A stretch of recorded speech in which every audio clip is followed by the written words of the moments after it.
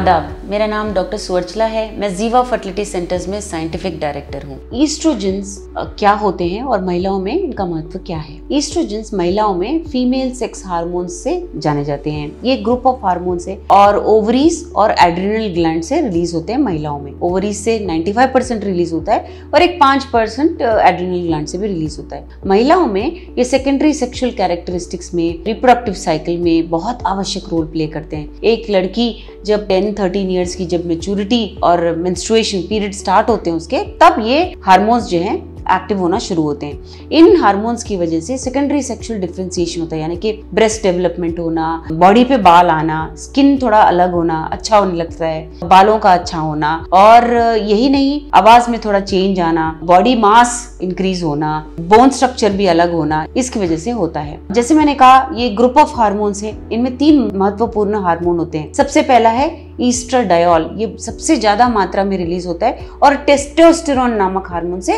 ये प्रोड्यूस होता है, और इसका महत्व थ्रू आउट रिप्रोडक्टिव साइकिल, यानी कि जब तक उसके पीरियड्स हो रहे हैं तब तक इसका महत्व बहुत इंपॉर्टेंट होता है। अगला है ईस्ट्रोन या E1, ये प्रोजेस्टेरॉन से रिलीज होता है और ये सबसे कम होता है। ईस्ट्रोजेंस के जो ग्रुप ऑफ हार्मोन्स है उसमें ये ईस्ट्रोन सबसे कम होता है। तीसरा है ईस्ट्रोल या E3, ये एक एंड्रोस्टेरोन नामक हार्मोन से रिलीज होता है एरोमेटेज एंजाइम के द्वारा, लेकिन इसका महत्व बेसिकली प्रेगनेंसी के टाइम, फीटस के डेवलपमेंट के टाइम, प्लेसेंटा के डेवलपमेंट के टाइम देखा गया है। सबसे इंपॉर्टेंट बात ईस्ट्रोजेंस के बारे में ये है कि ये कोलेस्ट्रॉल से तैयार होते हैं। कोलेस्ट्रॉल नामक हार्मोन आपने तो सुना होगा।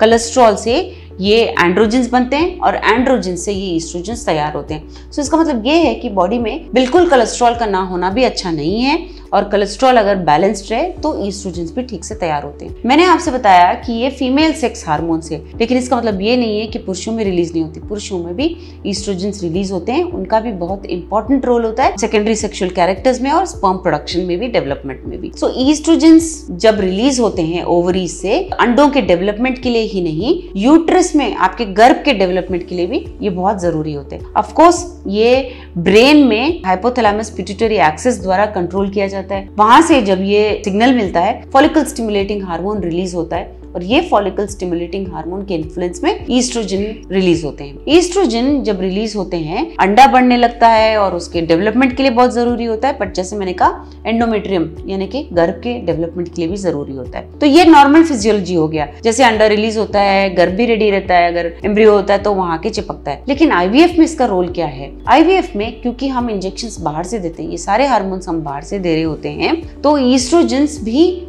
आपको प्रोवाइड करना जरूरी होता है। ईस्ट्रोजेंस देने पर आपका गर्भ भी रेडी होना शुरू होता है, वही नहीं, आपके अंडे भी मैच्योर होना शुरू होते हैं। लेकिन फ्रोजन एम्ब्रियो ट्रांसफर में जब आपके एम्ब्रियोस फ्रीज किए जाते हैं, ईस्ट्रोजन का बहुत इंपॉर्टेंट रोल होता है। पहले आपको ईस्ट्रोजेंस दिए जाएंगे 1-2 हफ्ते के लिए। जब आपका एंडोमेट्रियम बढ़ने लगेगा तब प्रोजेस्टेरॉन नामक हार्मोन दिया जाएगा 3 से 6 दिन के लिए, एम्ब्रियो ट्रांसफर के पहले। उसके बाद भी कंटिन्यू किया जाता है, बट जब एंडोमेट्रियम रेडी हो तभी प्रोजेस्टेरॉन इंट्रोड्यूस किया जाता है। सो ईस्ट्रोजन का आप रोल समझ गए हो, अंडे के डेवलपमेंट में नहीं, एम्ब्रियो आए वहां तो गर्भ भी रेडी होने पर ही ये ईस्ट्रोजन की वजह से और प्रोजेस्टेरॉन की वजह से ये एम्ब्रियो चिपक कर बेबी में तैयार होता है। सो अगर आपको ब्लड टेस्ट में ईस्ट्रोजन ज्यादा या कम डायग्नोज किया गया है, इसका ट्रीटमेंट ऑप्शन क्या है, क्यों ऐसा हो रहा है, अगर आप जानना चाहते हैं तो अवश्य जीवा फर्टिलिटी सेंटर्स आइए। Thank you.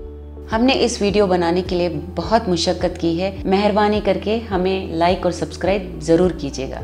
शुक्रिया।